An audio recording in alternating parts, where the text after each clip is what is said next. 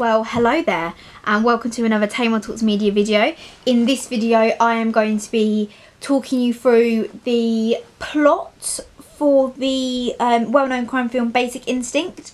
I'm doing this because I want to see if I can get some inspiration from plots of real crime films to see if I can apply them to like the final decisions that will come for me making my final plot for my trailer.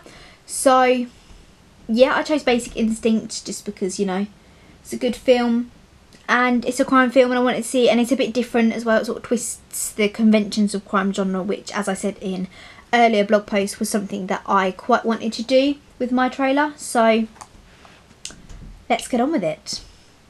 Basically, in this film, rock star Johnny Boz gets stabbed to death whilst having sex with a mysterious blonde woman at his apartment. And the police officer, or the homicide detective that looks into this, is Nick Curran. And his main suspect is Boz's girlfriend, Catherine Trammell, who is a writer and also bisexual. I say that because you'll sort of see why in a few little speaky seconds, really.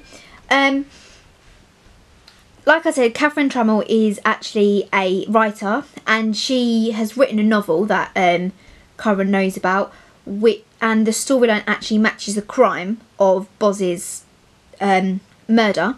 So obviously that is why Curran thinks that, you know, she might have a little something to do with it. It's also discovered that Curran narrows down his suspects to either Catherine Trammell or somebody trying to set Catherine Trammell up. So Catherine Trammell is basically the main suspect, but Curran thinks if anyone else was to do it, they are definitely trying to set Catherine Trammell up. So Catherine, when she gets taken in for questioning and everything, she doesn't help the police at all. She taunts them a lot during her, like, their trying to investigation into her. A few ways that she does this, just to give you a few examples, is she smokes in the interrogation room, and she exposes her genitals to the police. So yeah, she provides them with alibis, and she does also actually pass a lie detector test, just, you know, to sort of prove to the police that it wasn't her, or to, you know, change their perception of her. However, Curran later discovers that Catherine has a habit of actually becoming friends with murderers. One of the prime examples that he finds is her girlfriend Roxy. So you see, me saying she's bisexual comes into play now. So yeah, her girlfriend Roxy, who actually murdered several boys on impulse, you know, just as you do.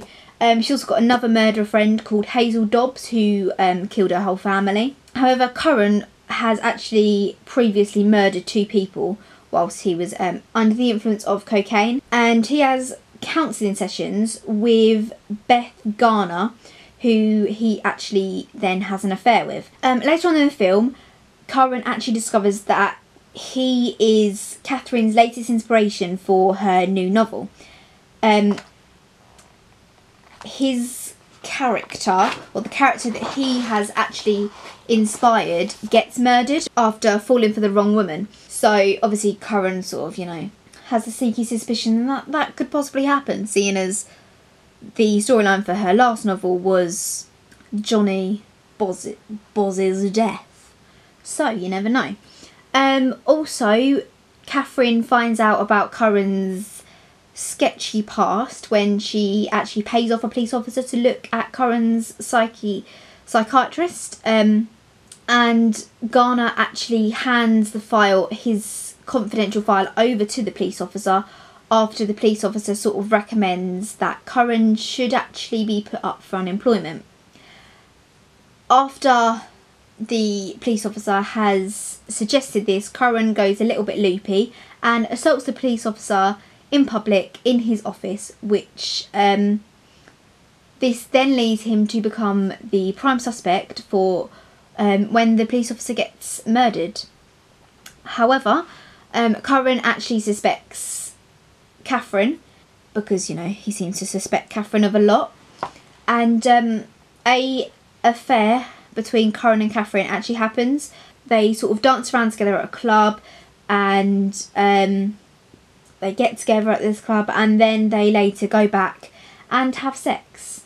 However, like, if you remember back to what I was saying about Roxy's ex-girlfriend, not Roxy, Catherine's ex-girlfriend Roxy, she's a bit, you know, murderous impulses and everything, and Roxy actually attempts to run Curran over in Catherine's car, but while she's attempting to do this, she actually crashes herself and dies, which understandably upsets Catherine, and she ends up telling Curran about her relationship with Roxy and how it ended. It ended because a girl called Lisa Hoberman became slightly obsessed with her, and this sort of leads Curran to believe that Catherine didn't actually kill Boz, but he later discovers that the girl that was obsessed with Catherine is actually his psychiatrist, Beth Garner, and he also discovers the final pages of Catherine's new novel, which after he reads them states that the fictional character that's the detective based upon Curran's real life character, finds his partner dead with his legs protruding out of a lift. Later on, Catherine ends things with Curran, leaving him to sort of become very, very upset and very, very suspicious. So Curran decides he's going to meet up with his partner called Gus, who this Gus has plans to meet with Catherine's college roommate to find out a little bit more what happened between Catherine and Beth. And whilst Curran is waiting for his partner does actually get murdered with an ice pick. And like the book states, Curran finds him a bit too late with his legs protruding outside of a lift.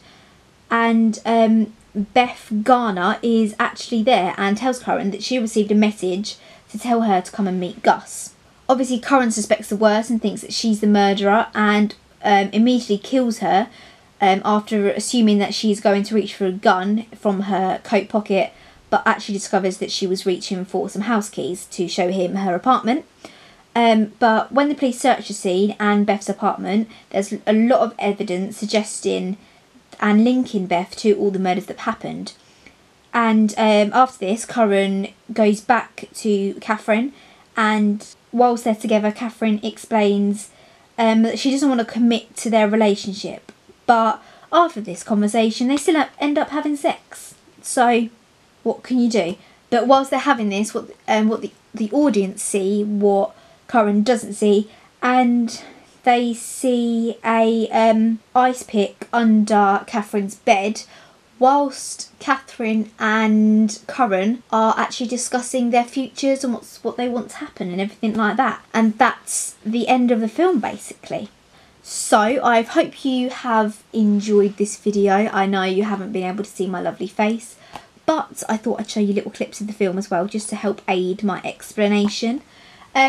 Underneath this video in my blog post, I have included a little paragraph explaining and concluding how I could possibly use a plot like this for my final plot for my trailer, or how this plot could provide me with inspiration for that and why. So you can go and have a little read of that, and until next time, I shall see you lot later. Goodbye.